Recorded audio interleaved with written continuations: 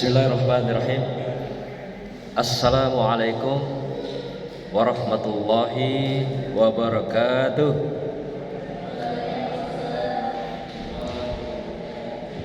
Alhamdulillahirabbil alamin. Wassalatu wassalamu ala asrofil anbiya'i wal mursalin wa ala alihi wa sahbihi ajma'in. Allahumma shalli wa sallim ala sayyidina wa habibina wa maulana wa syafi'ina wa qurrati ayunina Muhammadin sallallahu alaihi wasallam wa ala alihi wa sahbihil mujahidina li iqamatid dini wa sallama tasliman katsira. Asyhadu an la ilaha illallah wahdahu la syarikalah wa asyhadu anna Muhammadan abduhu wa rasuluh la nabiyya ba'da. Hadirin yang dimuliakan Allah, wabil khusus jamaah Ba'da zuhur yang berbahagia, yang saya muliakan para ustadz, ustazah, tuan guru, alim ulama, wabil khusus anak-anakku sekalian, santri, santriyah yang dimuliakan Allah. Mari kita lanjutkan tadabbur kita, ngaji Al-Quran kita ba'da salat zuhur pada siang hari ini. Kita masih melanjutkan surah Al-Maidah, yaitu ayat 91. Kemarin sudah dibahas oleh Ustadz kita ayat 90, di mana intinya ayat 90, 91 ini adalah larangan Allah kepada manusia untuk tidak meminum minuman keras. Yang dikenal di sini istilahnya adalah khamru. Istilah yang lalu ya. Istilahnya minuman keras. Nah, yang kedua, larangan Allah adalah dalam hal yang berkenaan dengan perjudian, wal maisir atau maisir, itu judi. Yang ketiga, yang dilarang Allah adalah kita melakukan persembahan-persembahan kepada, yaitu ansop. Ansop itu persembahan-persembahan. Kalau bahasa kita itu apa? Sesajen-sesajen gitu. Apakah kepada berhala, apakah kepada pohon atau tempat. Nah, kan ada keyakinan-keyakinan tertentu, paham dalam animisme itu, kalau misalnya di top sebuah tempat, pohon, orang misalnya sakit, nah di situ ditaruh makanan, berarti pohon itu ada penunggunya gitu.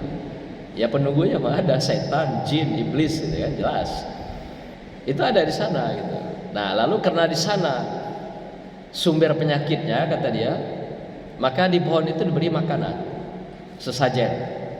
Nah, sesajennya macam-macam. Ada nasi minyak, kadang-kadang nasi kuning pakai ayam bakar, enak itu ya. Padahal itu makanan manusia gitu kan. Tapi dikasih sesajennya di situ. Nah, kalau pada masa-masa jahiliyah dulu, berhala-berhala itu dia kasih makanan-makanan, pakai nampan besar, makanan kambing, daging unta, itu disembahkan pada berhala-berhala itu, sesembahan-sesembahan itu, untuk mendapatkan barokahnya, untuk mendapatkan apa yang mereka inginkan. Nah, hari ini pun zaman modern masih ada, masih banyak itu ya. Hal-hal seperti ini dilakukan oleh manusia zaman modern, memberikan sesembahan-sesembahan ini dalam bentuk sesajen-sesajen kepada, atau di tempat-tempat tertentu kepada benda-benda tertentu. Nah, yang keempat apa yang dikatakan sini adalah ngundi nasib, yaitu dikenal dengan azlam, yaitu ngadu nasib. Seperti apa itu? Kalau di sini ditunjukkan seperti orang bermain panah. Panah ditembakkan misalnya, kalau kena nanti dapat hadiahnya, kalau enggak ya loss gitu, gagal atau rugi. Atau juga permainan sejenis, lomba-lomba yang sifatnya ngadu nasib, intinya gitu. Ngadu nasib, ngadu peruntungan di dalam kehidupan. Banyak, masih ada gak sekarang? Masih ya. Masih dilakukan oleh masyarakat kita. Nah, itu dikenal dengan namanya juga perjudian. Jadi esensinya, intinya, inti ayat 90 yang lalu menegaskan Allah mengharamkan, yaitu minuman keras khomar, dan perjudian atau maisir istilah sini. Intinya dua itu. Jadi yang lain-lain tadi itu samalah lebih kurang arahnya ke sana gitu.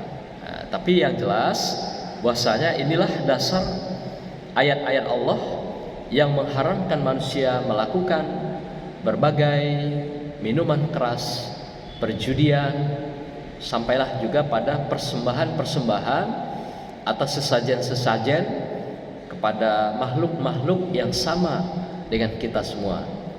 Apakah kepada manusia, apakah tumbuhan, hewan, atau tempat-tempat tertentu yang diletakkan benda-benda tertentu untuk meminta sesuatu atau mendapatkan sesuatu. Nah, jadi masyarakat kita walaupun sudah modern masih cukup banyak melakukan hal demikian. Apalagi sekarang masih berkembang. Istilahnya itu angka gelap, nomor gelap. Kalau dulu namanya apa? Toto gelap gitu ya.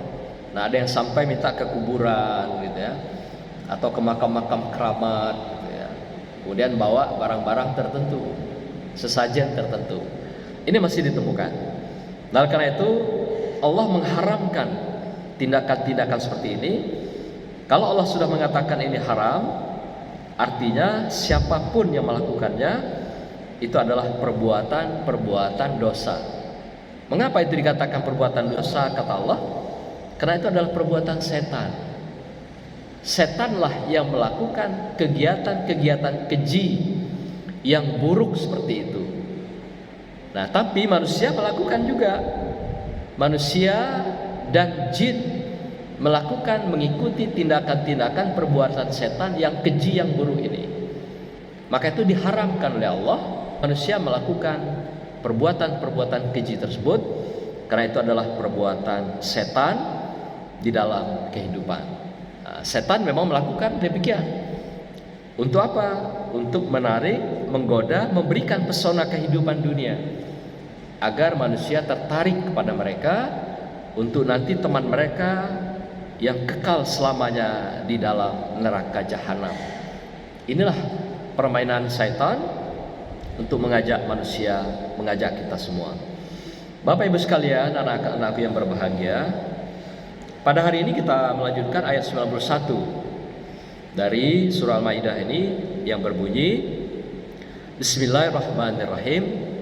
Innama yuridus syaitanu ayyuki'a bainakumul adawata wal ba'dha fil khamri wal maisiri wa yasaddakum an zikrillahi wa anis sholati fahal antum muntahun. Dengan meminum minuman keras dan melakukan kegiatan judi itu, yang merupakan itu adalah kegiatan perilaku setan.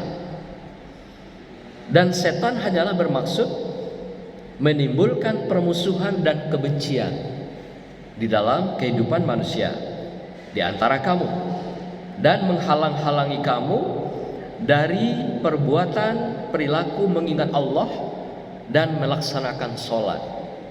Maka tidakkah kamu mau berhenti? Ada 3 pesan utama di sini. Dia tadi pertama, dapat menimbulkan kebencian dan permusuhan bagimu antar sesama kamu, sehingga kamu akan bertikai, akan berkelahi, akan berkonflik. Yang kedua, akan menjauhkan kamu dari Allah, tidak akan berzikir lagi karena pikirannya sudah rusak, ketaatannya akan jauh, sholatnya akan tinggal, ibadah-ibadahnya akan diabaikan segalanya. Nah, maka itu ketiga Allah katakan, apakah kamu tidak mau berhenti juga melaksanakan meminum minuman keras dan melakukan perjudian itu? Nah, ini Allah ingatkan pada kita semua, bagi yang terperangkap dengan kegiatan-kegiatan minuman keras dan perjudian ini. Dalam beberapa riwayat juga dikatakan bahwasanya minuman keras itu adalah pangkal dari segala kejahatan. Dalam sebuah kisah disampaikan, ada pertarungan kompetisi antara jin, iblis, bagaimana caranya menaklukkan ulama, orang-orang yang alim yang berada di masjid. Ini terjadi kompetisi dalam riwayat ini. Jadi iblis berjuang untuk menaklukkan para ulama-ulama ini dengan caranya sendiri. Lalu para jin, para iblis ini masuklah ke dalam masjid, menyamar menjadi manusia yang alim, dengan pakaian putih, dengan jubah putih, dengan kopiah putih. Mereka berhari-hari dalam masjid, sampai berlangsung sekitar 7 hari 7 malam. Mereka berada di dalam sebuah masjid, tidak pulang-pulang. Ibadah 5 waktu kelihatannya, zikir siang, malam. Lalu para ulama-ulama yang ada di masjid itu jadi takjub, kagum kepada orang-orang yang berkumpul di masjid itu. Lalu pada hari ke-7, ulama ini bertanya di masjid itu, "Wahai sahabat, dari manakah engkau? Kok bisa bertahan di masjid berlama-lama, siang malam beribadah, tidak pulang-pulang, dan bisa melaksanakan kegiatan ibadah ketaatan pada Allah ini luar biasa?" Lalu kata mereka, "Oh, kami tinggal tidak jauh dari sini. Kami penduduk di lingkungan tetangga masjid ini. Jadi kami melaksanakan ini adalah perintah Allah, ketaatan pada Allah, dan sebagai perwujudan daripada keagamaan kami, keimanan kami pada Allah SWT." Lalu sang ulama di masjid itu bertanya, "Bagaimana caranya kok bisa bertahan seperti itu? Bagaimana caranya kok bisa bertahan berlama-lama di masjid siang malam berzikir, beribadah pada Allah?" "Oh, caranya mudah. Caranya mudah," kata si kelompok orang yang menyamar tadi. Padahal mereka adalah setan dan jin yang bergabung di masjid itu. Caranya adalah engkau pergilah ke satu tempat di tetangga tempat ini. Kebetulan tidak jauh dari tempat itu ada tempat-tempat maksiat. Ada semacam kafe-kafe, di sana juga ada tempat pelacuran, tempat minuman keras. Lalu kata kelompok orang ini tadi yang menyamar tadi, "Kau pergilah ke sana, temui si A. Lalu nanti dari si A engkau minumlah minuman keras 1 botol. Nah, habis itu nanti engkau akan dapat bagaimana petunjuk untuk bisa menjadi ulama, bertahan berlama-lama di masjid." Nah, karena kepengen seperti orang-orang tadi yang menyamar itu, maka ulama di masjid ini tadi pergilah mendatangi tempat maksiat itu, menemui orang yang ditunjuk oleh jin dan setan tadi. Ditemuilah orang ini, lalu dia bernegosiasi ingin mendapatkan sebotol minuman keras. Lalu diberilah 1 botol minuman tadi, karena terpesona, terpedaya oleh iblis dan setan atau jin yang ada di masjid yang menyamar tadi. Diminumlah minuman itu 1 botol. Setelah diminum 1 botol, bukan malah dapat pencerahan, bukan menjalan-jalan jadi ulama, bukan jadi ulama malah, tapi dia mabuk. Dalam keadaan mabuk, karena dia berada di tempat pelacuran, dia melihat wanita-wanita cantik semua di situ, elok semua. Lalu terpesonalah dia dengan wanita-wanita di sana. Lalu dia ingin menggauli wanita yang ada di lokasi pelacuran itu. Ketika dia berhubungan suami istri, tapi bukan suami istri, di satu tempat pelacuran itu, datanglah suaminya pulang, suami wanita itu. Lalu ketika itu ditegur oleh suaminya, "Engkau kok melakukan hubungan dengan istriku?" kata sang suami. Lalu orang ini tadi, ulama tadi yang meminum minuman keras tadi, marah, emosi karena juga malu, karena ditegur. Lalu terjadilah perkelahian. Lalu dibunuhlah sang suami wanita yang digauli oleh ulama ini tadi. Nah, sudah 2 dosa kan? Pertama minum minuman keras, yang kedua dia membunuh.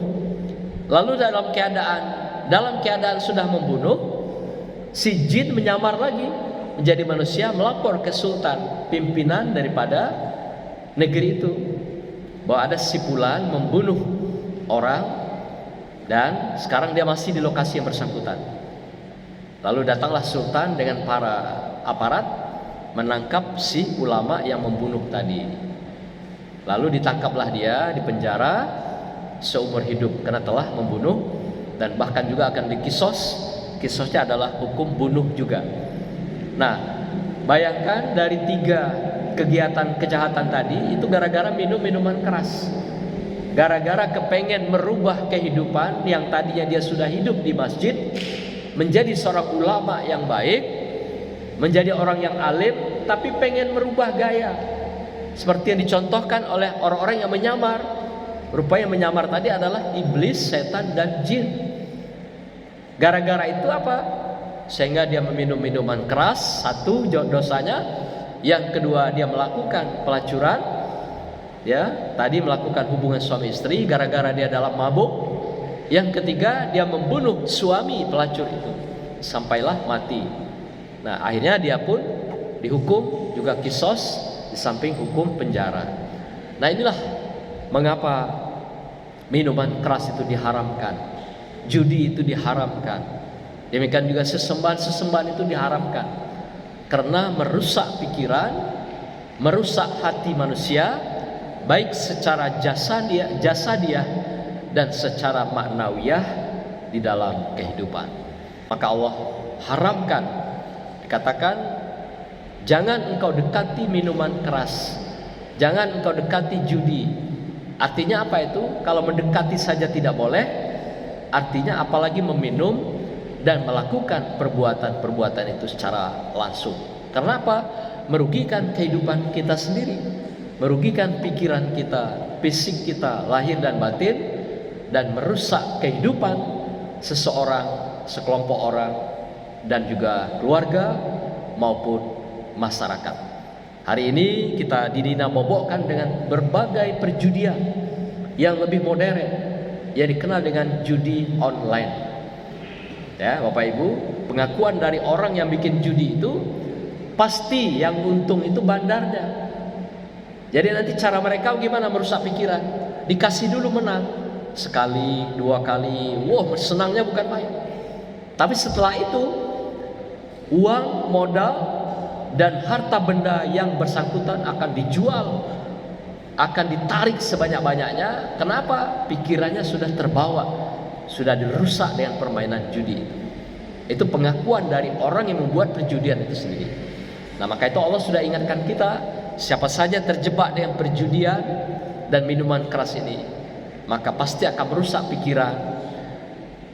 Demikian juga fisiknya secara lahir dan batin, dirinya, keluarganya, masyarakat, bangsa, agama, dan negara. Demikianlah anak-anakku sekalian, jamaah dimuliakan Allah. Semoga kita dapat saling mengingatkan di antara kita dan siapa saja yang terjebak dalam kehidupan minuman keras, perjudian, kian juga persembahan-persembahan, sesajen, dan juga dengan hal-hal yang tadi adu nasib di dalam kehidupan. Karena tidak ada dalam kehidupan ini yang sifatnya adu nasib, nasib-nasiban atau gambling. Tapi semuanya adalah kepastian, semuanya adalah keimanan, semuanya adalah wujud daripada rasionalitas, dan semuanya adalah berdasarkan petunjuk, pedoman dari Allah Subhanahu wa taala yang telah diuswahkan oleh Rasulullah di dalam kehidupan kita semua. Demikian barakallah. Wassalamualaikum warahmatullahi wabarakatuh.